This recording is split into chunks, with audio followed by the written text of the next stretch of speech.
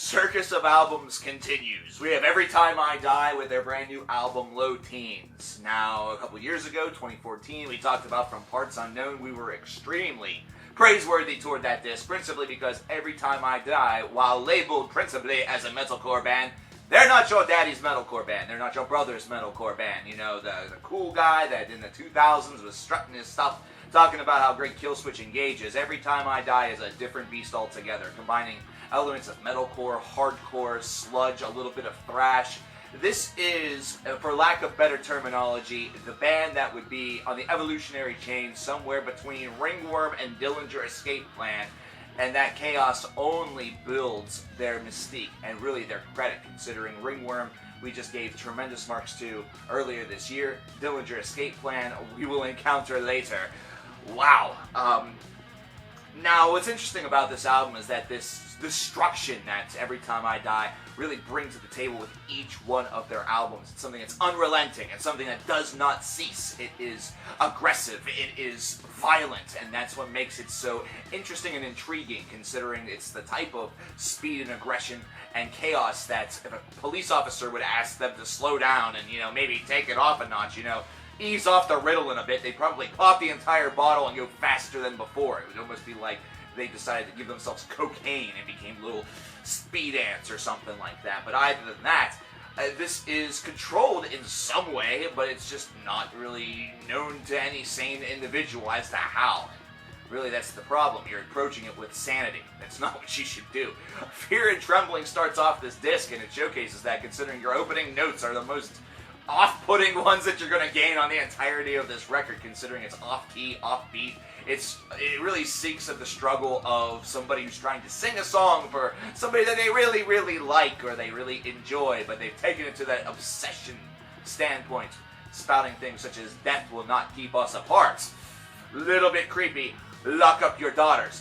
But these guys just have such a trademark approach to it that just feels very relaxed while still having all of this aggression and all of this bravado. It has just a shit ton of charm to it whenever you consider some of the other tracks, such as C++, Love Will Get You Killed, I Don't Want to Join Your Stupid Cult Anyway, and Just As Real But Not As Brightly Lit. Really cool song titles to accompany some of these absolute just parades of chaos, and they shimmer and shine. They are able to bend and weave. No two tracks on this album really feel alike, even though they may shimmer together or sort of feel very much like they are linked. No two really feel like they have taken the same course. It's really hard to explain. You have to experience it truly to believe it.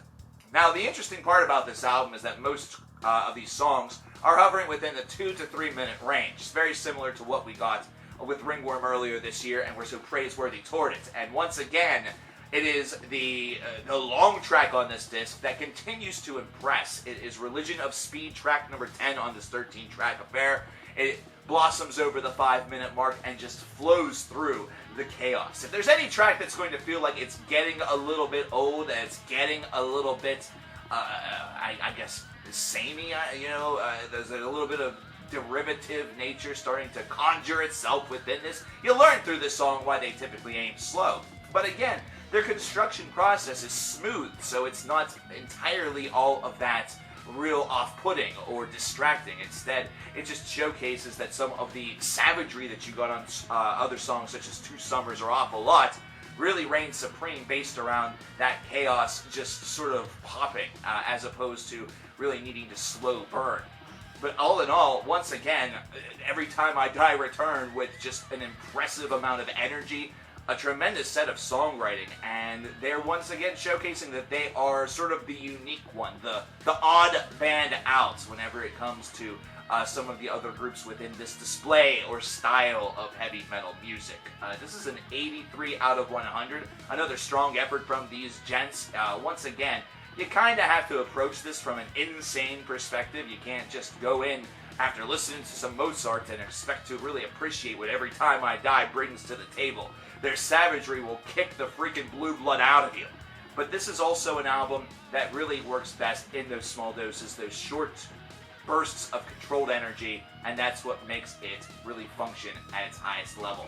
I don't know what you guys think about Low Teens by Every Time I Die. I know the reviews are getting a little shorter, but there's a lot to talk about, and I want to try to get to as much of it as humanly possible.